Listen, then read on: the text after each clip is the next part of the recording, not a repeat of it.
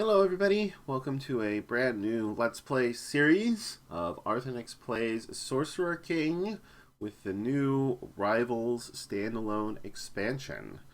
Dardoch was gracious enough to send me a key for a preview build of this game, which comes out within the next couple of weeks on Steam, and I'm looking forward to giving it a try. I haven't played any Sorcerer King since my playthrough of it last year. I thought it was, it was fun. I was a little disappointed at the end of it. So they've apparently, done a lot of work on the game since then. They've cleaned it up. They've improved several of the game systems. They've added a bunch of new features. So I'm excited to give it another try. It's it's a genre that I enjoy. I've played several of the other kind of turn-based um, hero slash army strategy games in the same vein as the old Age of Wonders games and Heroes of Might and Magic, and so this falls in the same category. Obviously, it's originally based on their old Fallen Enchantress game, I believe, but cleaned up and updated.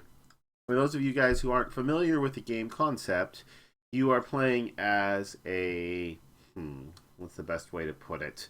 There's been a grand battle for the fate of the world, which was already lost. The Sorcerer King has conquered the world, and you are one of his lieutenants or governors. And your job is to prevent him from ascending into godhood. He's trying to destroy all the elemental shards and consume them, and your job is to try and prevent him. They've added a new victory option in Rivals where you can apparently, instead of protecting and guarding the shards, you can consume them yourself and reclaim his mantle from under him. So, well, it'll be interesting to see. I don't know if we'll go for that victory. We'll see how the campaign goes. So we're gonna go ahead and hit start new game. They've added a couple of new factions. There's the Channeler of Death, the Archlich, which can raise undead minions. And then there's the Dwarven King, who has command the snow and ice within his borders. I played about 20 minutes of a test game. And then of course there's the original 6. I think last time we did this, we played as the Guardian.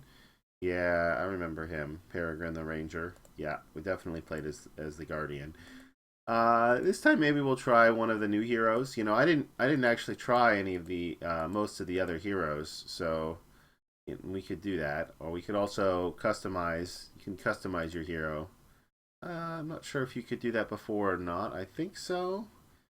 You have kind of interesting. You can select any of the starting units. You can mix up your spell books. You can choose any of the 8 abilities, but I think we'll just play as the Dwarven King. He sounds kind of cool, and I kind of like he's a dwarf with a crossbow on a spider.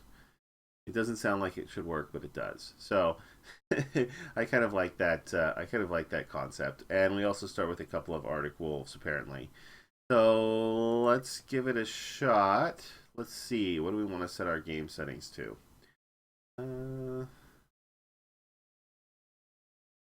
We'll just do a random world, I think.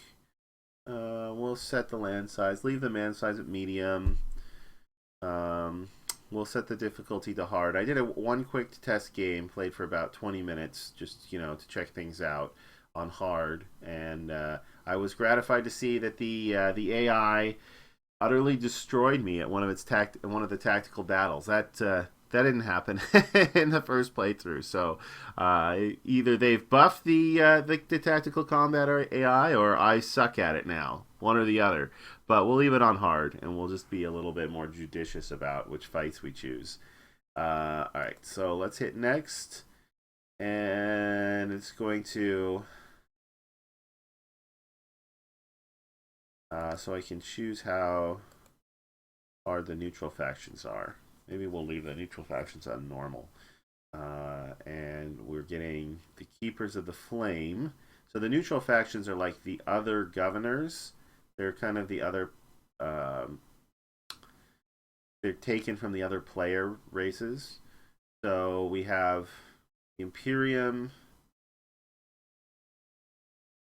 Creatures wrought of fire that seem to exist outside of flame, familiar with ancient secrets of the world. It's difficult to ascertain what their true intentions are. Okay.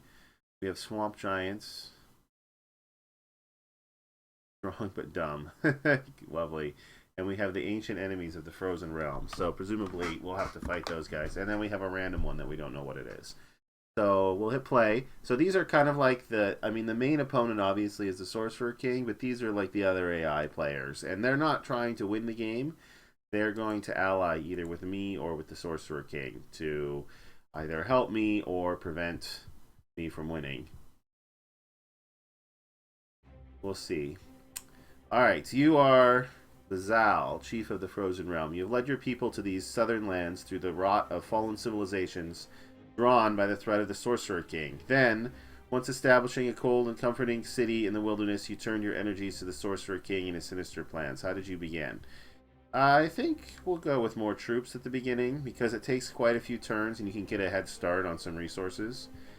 So I could get Axemen, a pack of wolves, or a catapult. On my test game, I chose the catapult, and it was really good, but it was also very situational.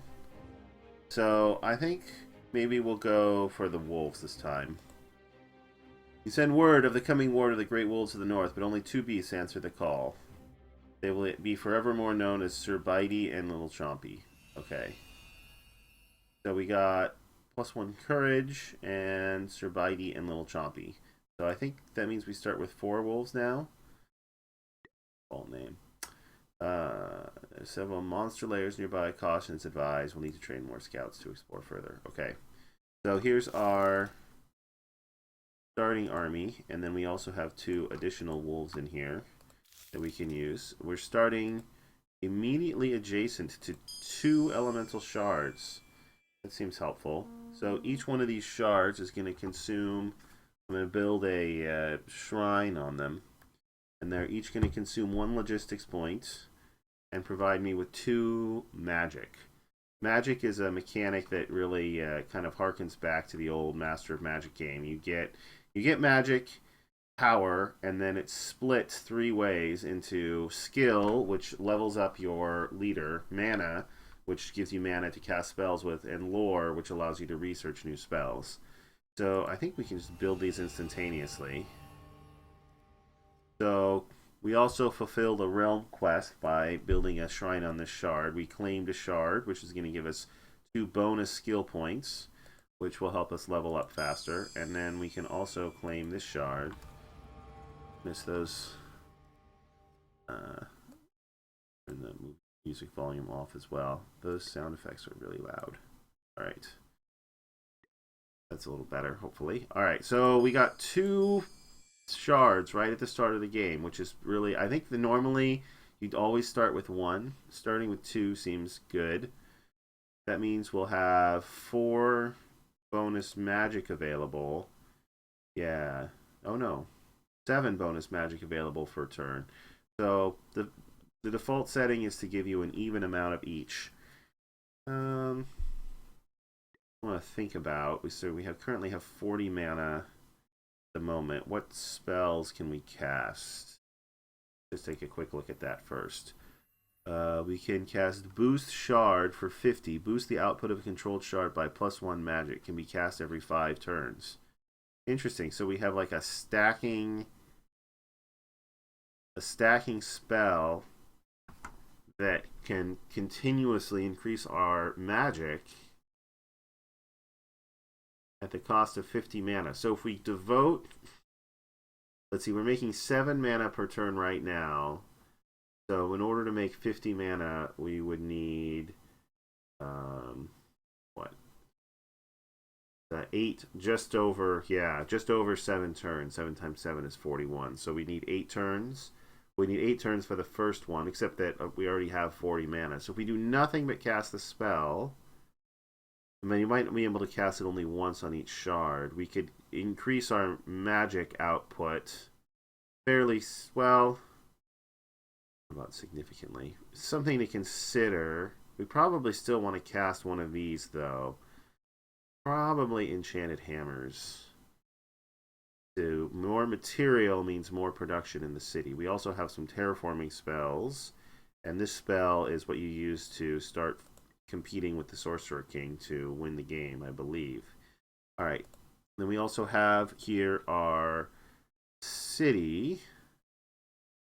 We open up its... Okay, so here's our city view. So we have buildings and units that we can build. Our pioneer, which founds new cities. Our explorers, which explore the map. Let's see. Have currently logistics, base vassal logistics +4, resources -2. So we currently only have 2 free logistics slots. So we might have to be cautious about. We have to be cautious about building a ton of units, or we won't be able to build anything else. Like if we ever want to settle a new city, right now we can build 1 unit and a settler. So we'll probably start by building an explorer. And let's see, this allows us to produce more units. This gives us more food. This gives us more production. Expand zone of control of city by 1. Probably, I mean, we're definitely going to want that. Yeah, I mean, we could, if we expand the zone of control of our city by 1, that would also allow us to claim this metal. You can see the radius, the range of the current tiles that are inside our city. It currently only has a range of 1. It's just a cosmetic stone head. What is this? More metal. Oh yeah, that doesn't increase production. That's right. Metal is a resource in this game. There's some of these that increase production. There's others like metal and crystal that give you access to resources you normally don't have access to. It's going to be hard to get that crystal.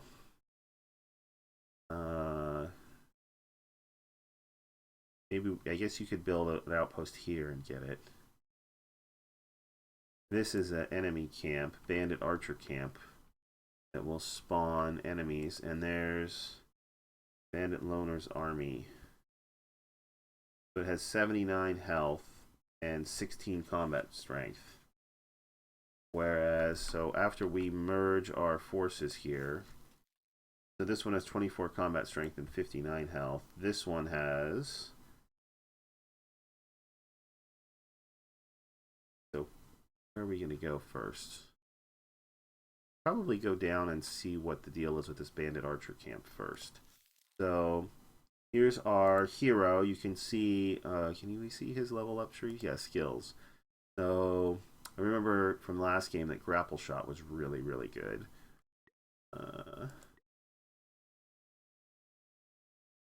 See his stats. We can see his special abilities. Immunicone Hobble.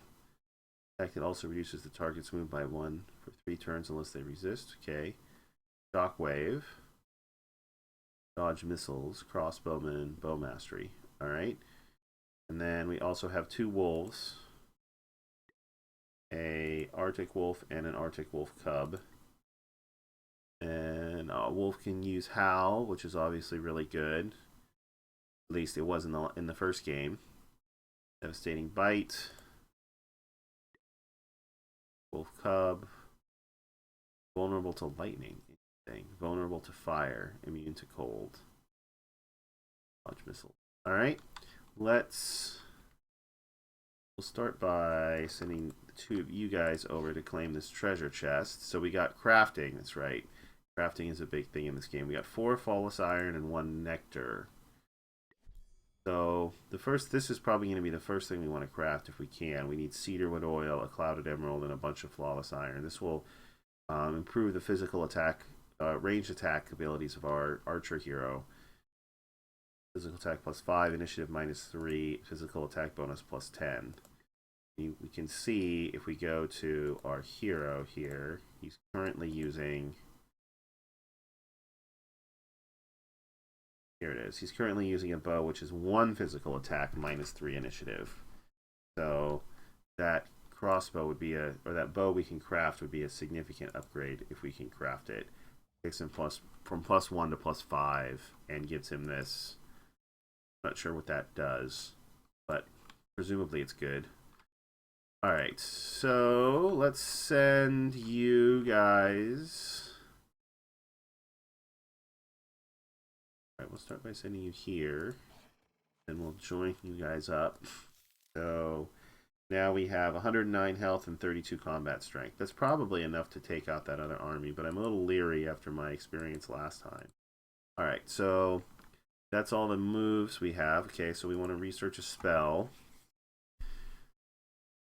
Lightning Flash. We can use it's a tactical combat spell for 8 mana. We can curse our enemies. Nature's Bounty, +1 food per level in the selected city. Cloudwalk. Cloudwalk is really good. Tireless March is also really good. Harvest Forest. Alright, Contagion. Tutelage could be a good long-term spell. And Heal. I think we want Heal to start with. It's always a good for keeping your units alive so they can stay in the field longer. And then we also want to be sure that we are building something here, and I think we will start by training a scout. He'll probably get eaten. Yeah, well, such is the fate of scouts. Okay, so I think we've covered everything we need to do on the first turn, except possibly decide how we want to split up our magic. Oh, and we should cast a spell. Let's go ahead and we only have one essence in this city, so we can only maintain one spell at a time on it. We have to decide if we want more growth or more production. Here we go. Food. +1 per grain. Production. +1 per materials. Is there a way we can tell how long it will take the city to grow? City details. Not seeing. I would think it would be there.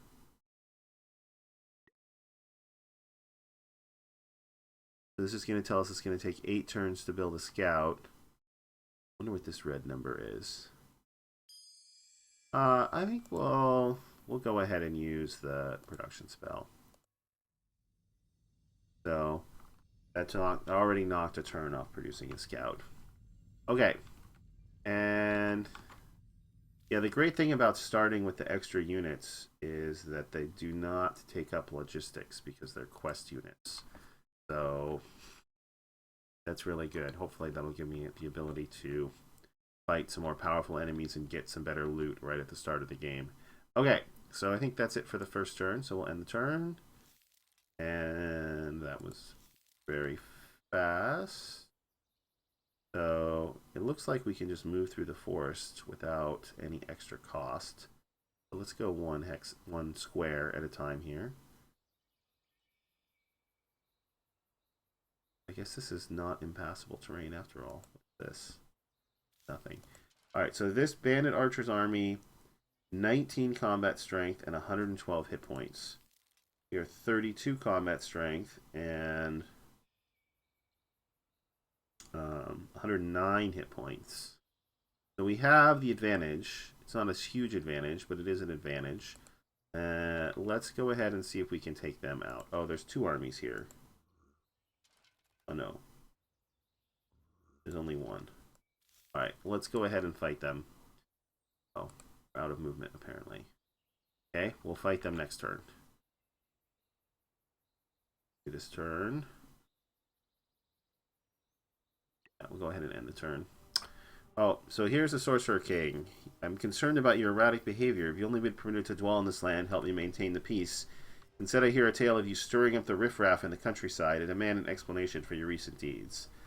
So we can try and suck up to him, which will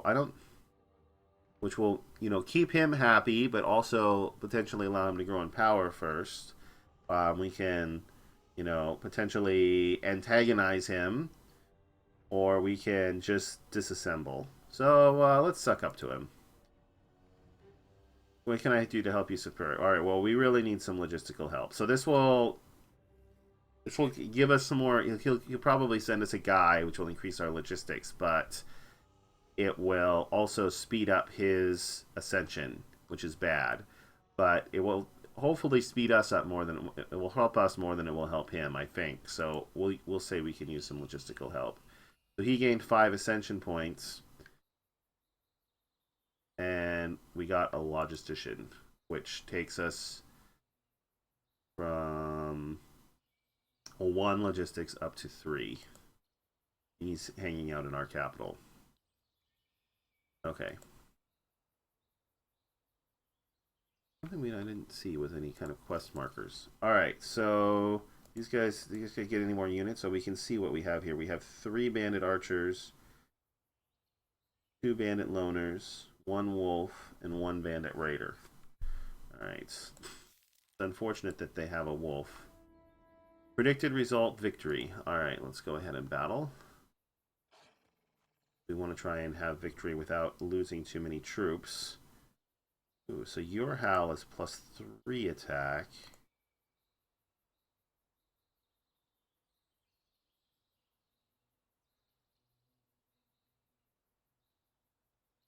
Okay, so combat spells can we cast? We can cast Obstruction and Icy Blast. Well, I don't think we want to do Obstruction because I think they have better ranged attack than we do. So we're going to want to try and get back and kill those archers as soon as possible. So I would like to put myself in the best possible tactical situation, however. So maybe I'll move you up just 1 hex or square, and I'll have you howl, increasing the attack of my other units. And I want to put you in a situation where it's going to be hard for them to surround you.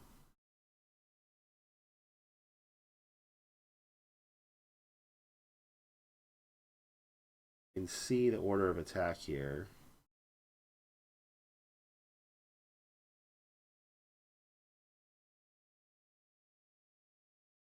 So this guy's going to go next, then this guy again, then this guy again, and then us, and then all of them. So we have a pretty good shot at doing a bunch of attacks on some of them. So actually, if that's the case, then I would like to try and kill the wolf before they can use Howl. So let's go ahead and send you over to here. And you can use Deadly Bite on the wolf. Kill it. That was effective. Okay, and we'll send you... Who else can we potentially attack? Oh, it goes from bottom to top. Never mind. Well, that was still worth doing. But Bandit Raider is going to go next. The 3 archers, and then those 2 raiders. So maybe we'll send everybody this way and try and cut down on the amount of flanking they can. So we'll do a bleed attack.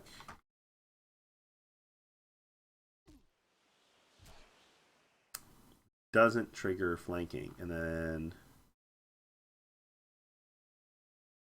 it can get to there.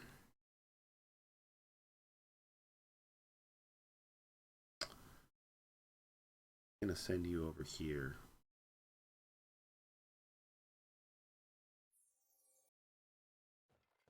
You to slow. You guys are shooting arrows at me.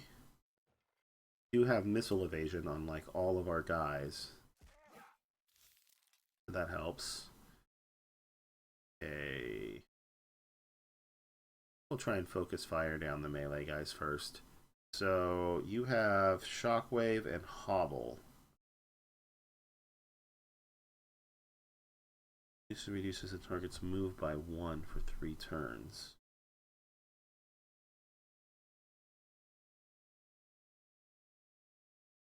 So, you guys know it not going again until then. Shockwave. Then 1 radius of the caster. Doesn't seem that useful. Okay, let's go ahead and try and focus fire this guy down. He dodged. That's unfortunate. Let's see. It looks like the only one we can attack with you, that guy. Do a devastating. Oops. Bite on him. Okay.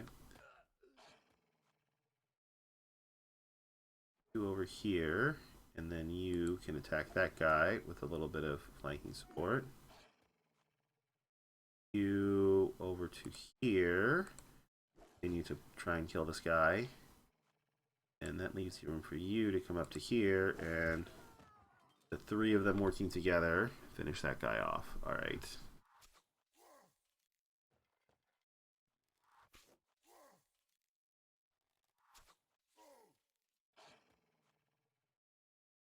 Okay. You do not have your Deadly Bite available.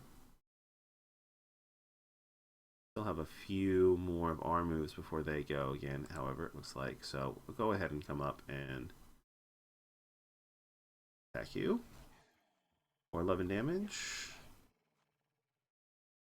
And our attack looks like you can't reach him, but you can reach him. Dodge there. Looks like that's the only person you can reach is him. And you can come over here. Hopefully finish him off. Nope, he dodged.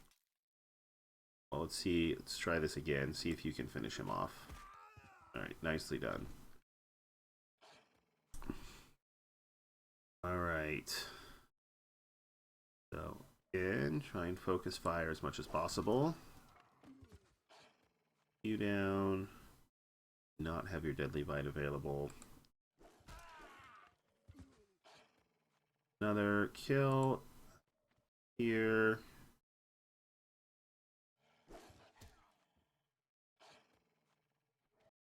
I like these wolves. They're fast and they hit hard. Okay, so we got some experience. Our hero leveled up. These 2 Arctic wolves leveled up. These 2 guys did not. You guys have a lot more hit points than these guys. Nice. We also got some loot. We got a wolf pelt, a silver band, another flawless iron, some gemstones, and a glass flagon. A bunch of crafting ingredients, basically. Okay, now we can move in here. We liberated a monster lair, which gave us 5 more sovereign skill points. And a mega elixir recipe. Okay. Glass flagon. So let's take a quick look at the crafting. So we now have the ability to craft leather gloves from our wolf pelt. And we can also craft a minor healing potion from the nectar.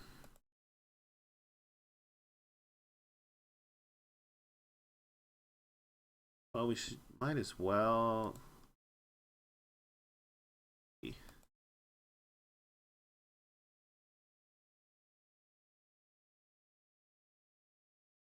Cedarwood oil for this. I wonder that.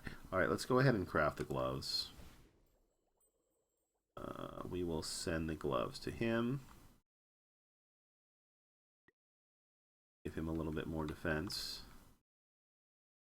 You can also see there's a strong cave down there. That's probably a little bit more dangerous than I want to take on right now.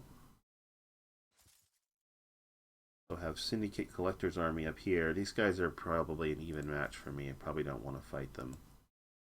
And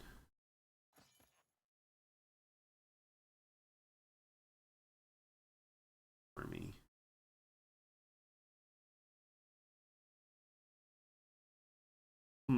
Where should we explore next? I guess, actually, you know, looking at the time, I think this is a pretty good spot to end the first episode. We've defeated the first monster layer. I don't see any quest locations, which is a little bit annoying. But we defeated the first monster layer, and then all that's left is to continue exploring. All right. Yeah, thanks for watching, guys. If you enjoyed the episode, feel free to, since it's the first episode of a new series, feel free to like the video. Let me know so that I can know that you guys are enjoy this particular game, and helps me figure out what videos I want to do in the future. Thanks for watching. I will see you guys next time, and until then, have a terrific day.